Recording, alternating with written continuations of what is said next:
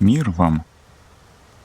Сегодня предлагаю послушать книгу митрополита Афанасия Лимассольского «Открытое сердце Церкви». Дух Церкви. За то небольшое время, которым мы располагаем, не утомляя вас многословием, я хотел бы поделиться с вами некоторыми мыслями о том, что делает Церковь с человеком и зачем она нужна ему в сегодняшних обстоятельствах. Поговорим о том, насколько Церковь необходима, приносит ли она человеку пользу, или же она всего лишь пристань для его религиозных потребностей и выхода из повседневности. В наши дни особенно часто можно услышать такие лозунги: «Выше религии», «Выше Отечества», «Выше границ» и выше много чего еще, как будто религия каким-то образом выступает в качестве фактора, заключающего человека в некие неприятные и дурные рамки. Как будто Евангелие — это что-то такое, что нужно в некий момент преодолеть, чтобы быть современным человеком. О церковных людях часто думают как о фанатиках, людях косных, с шорами на глазах, не видящих и не понимающих современной жизни. В связи с этим мне хотелось бы сказать несколько вещей, чтобы мы увидели, действительно ли Церковь является чем-то таким, что стоит преодолеть. Ведь если Церковь в самом деле порождает фанатичных, узколобых и недалеких людей, тогда, конечно же, ее следует преодолеть, поскольку такие явления в наше время неприемлемы. Итак, начнем с учения самой Церкви, чтобы увидеть, насколько оно способствует фанатизму и ограниченности людей, замыкает их в их собственном мирке, не давая им принять другого человека с его особенностями, тем более, когда этот человек иного вероисповедания и языка, иной страны или другой культуры. Если Евангелие и учение Церкви действительно порождают людей такого рода, тогда, несомненно, проблема есть. Но давайте удостоверимся, действительно ли дела обстоят таким образом. Мы должны сказать с самого начала, что есть большая разница между религией и церковью. Церковь не религия. Религия — это человеческое изобретение, направленное на удовлетворение религиозных потребностей человека, его религиозных поисков и суеверий. Цель религии — умилостивить Бога. Религия стремится сделать Бога другом человека. Этот Бог может быть рассержен, разгневан, сердит на человека, и тот хочет его задобрить. И потому приносит жертвы, совершает обряды, словом, делает те вещи, которые должны успокоить Бога, чтобы у него не расходились нервы, и он не натворил людям зла в виде стихийных бедствий, катастроф, смерти. Религия смотрит на Бога как на некое ужасное существо, которое убивает человека. Часто думают, что Бог забирает людей к себе, когда они, например, очень хорошие. Разве мы не говорим: «Он был хорошим человеком, и поэтому Бог его прибрал»? Значит, будем плохими людьми, чтобы Бог нас не забрал? Кто же хочет, чтобы Бог его забрал так быстро или так тяжело? Или говорят: Бог его очень любил и поэтому забрал к себе. Такой любви мы, конечно, не хотим, потому что кто-то, например, может подумать: почему ему надо было полюбить и забрать к себе именно моего ребенка?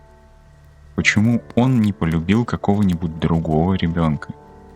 Таким образом, религия представляет Бога как некое безжалостное, жестокое, бесчувственное существо, и человек должен сделать все, что можно, чтобы умилостивить и дать пищу этому дракону, называемому Богом. Как дракону святого Георгия, который каждый год съедал по одному юноше. Так что людям приходилось ежегодно предоставлять ему на съедение новую жертву, чтобы он пребывал в покое. В церкви же все обстоит совершенно иначе. В церкви исцеление необходимо не Богу, а человеку. Объект церкви не Бог, которого нужно умилостивить, а человек, которого нужно исцелить. Поэтому у церкви нет никакого сомнения в любви Божией к человеку. Любовь Божия к человеку — это данность. В исцелении нуждается не Бог, а человек. В церкви больной, великий больной — это человек. Тот, кто нуждается в уходе, нуждается в исцелении, нуждается в курсе лечения — это человек. То есть разница в объекте церкви и религии огромна. Я говорю это, чтобы показать, что человек, объект церкви, проходит курс лечения, который дает явные результаты, отвечающие учению Евангелия. Возможно ли, чтобы человек Божий, чтобы христианин был фанатиком? Возможно ли, чтобы евангельский человек был человеком замкнутым в своем индивидуализме и эгоизме? Ведь основой лечения человека является смирение. Евангелие полагает смирение в основание всего пути во Христе. Тут можно бы спросить, а что такое смирение? Смириться значит превзойти себя, отказаться от своего «я», от себя, выйти из стен себя самого и двинуться вперед, отдать себя другому человеку и значит Богу Отцу. Смириться значит умереть самому, чтобы жил другой. Смириться значит принять другого человека со всей полнотой любви. Читая аскетические сочинения церкви, труды святых отцов церкви, видишь, что весь курс духовного лечения направлен на то, чтобы утешить брата моего. Бог призывает подвязающихся в духовной брани, святых, мучеников, подвижников, расточить себя на любовь к брату своему. Один отец-пустынник говорит: «Когда видишь брата своего, поклонись ему. Проходя мимо, кланяйся братьям. Ты увидел брата своего, значит, увидел Господа Бога твоего». То есть, если видишь другого человека, видишь брата твоего, и значит, видишь самого Бога твоего. Ведь в Евангелии Бога Слово ясно говорит нам: «Так, как вы сделали это одному из сих братьев моих меньших, то сделали мне». А когда его спросили: «Но когда же мы видели тебя голодным, жаждущим, в темницу заключенным и больным, и не ответили: мы никогда не видели тебя?»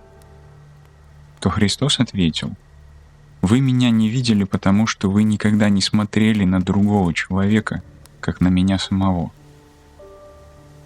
Церковь ведет человека к такой точке, чтобы он мог увидеть в другом человеке самого Бога.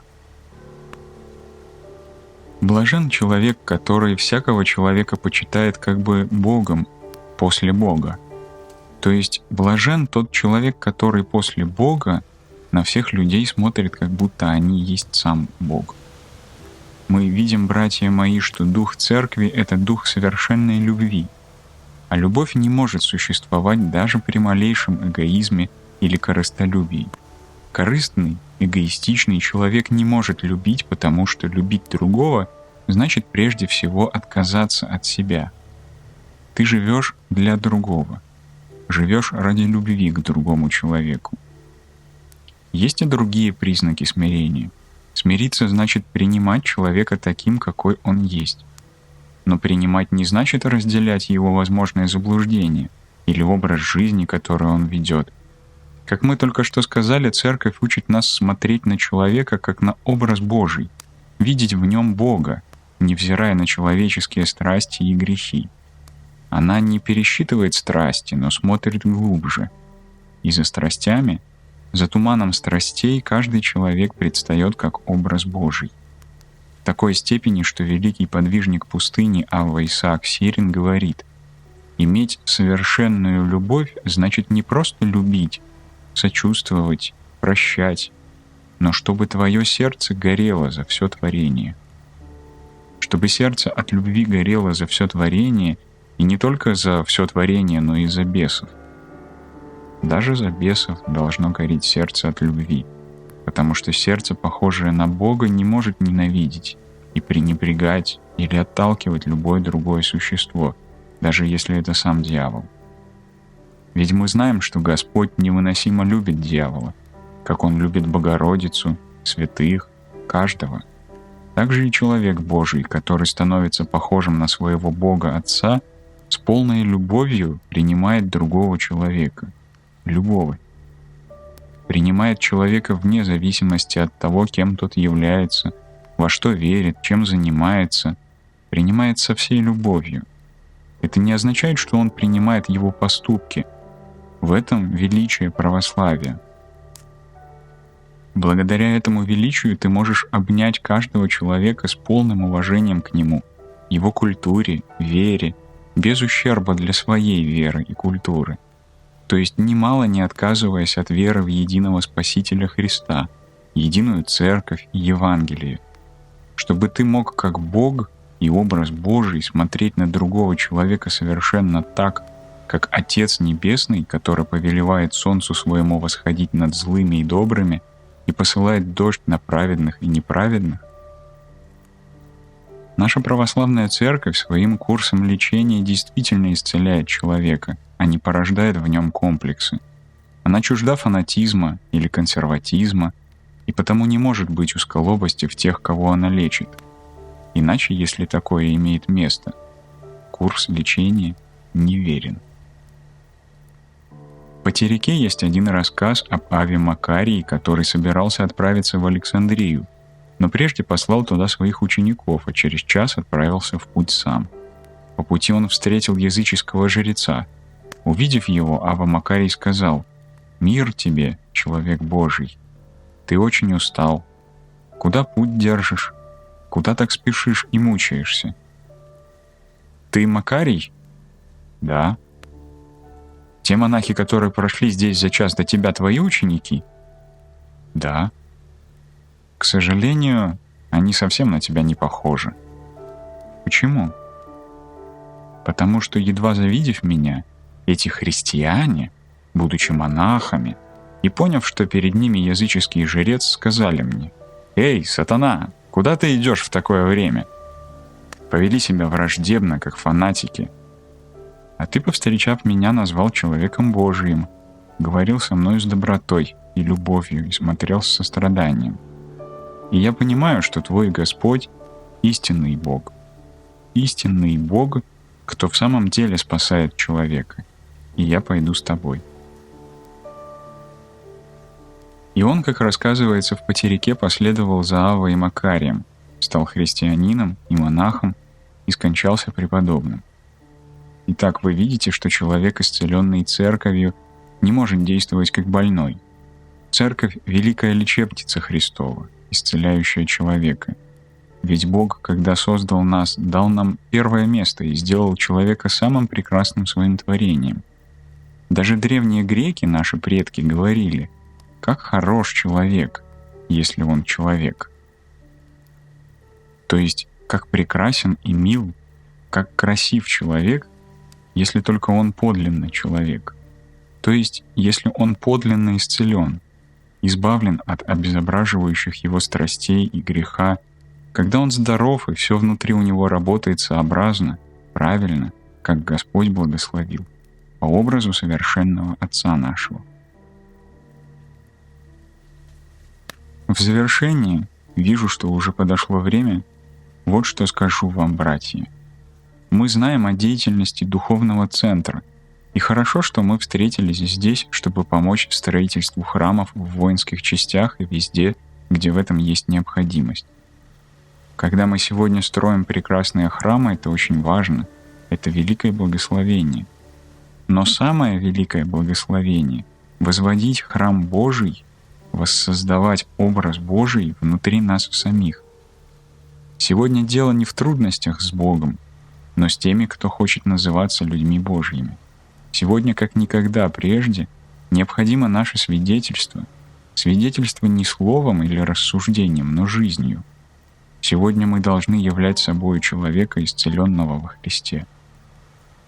Многие спрашивают: что мне сказать моему мужу, который не ходит в церковь, моим детям, внукам, любому другому человеку, что сказать им, чтобы помочь прийти в церковь, полюбить Бога, приблизиться к Богу? Думаю, что ответ прежде всего заключается в том, что не нужно говорить много. Может быть, совсем немного, а иногда и ничего, потому что не слова нужны. Если твой супруг, твой ребенок, твой родственник, твои коллеги, твой начальник, любой другой человек видит в тебе образ Божий благодаря лечению, полученному тобой в церкви, видит, что церковь исцелила тебя, сделала здоровым, уравновешенным, гармоничным, кротким, не нужно много слов. Достаточно самого твоего присутствия. Человек наделен органами чувств, чтобы заметить присутствие того, что он ищет, что вот оно, перед ним. У него и теперь есть органы чувств, чтобы отличить подлинное от ложного, понять, что настоящее, а что лицемерие.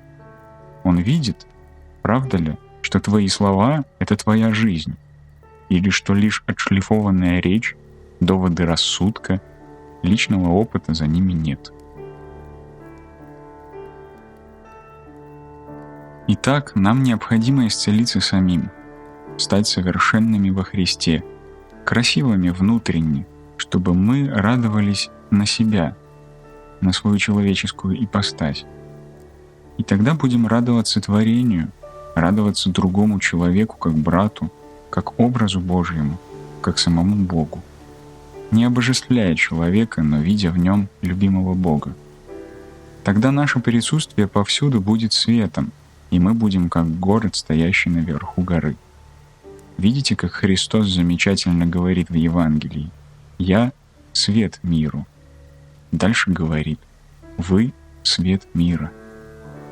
Свет Христов светит в мире через Его людей, Его избранников, тех, кто возлюбил Его, стал искать Его и принес в жертву все и получил больше того, что оставил. Это свет избранников, которые отдали себя на лечение доброму врачу, Владыке и Спасителю нашему Иисусу Христу. Итак, братья мои, наша церковь — это лечебница. Она исцеляет, доказательство чему — сонмы святых и совершенных во Христе. И да пойдем мы их молитвами тем же путем и достижаем красоту совершенной во Христе человеческой природы. Благодарю вас. Хорошего всем вечера. Беседа была записана в Македонице, Кипрском духовном центре Святой Арсений, 30 мая 2005 года в связи с возведением храмов в воинских частях.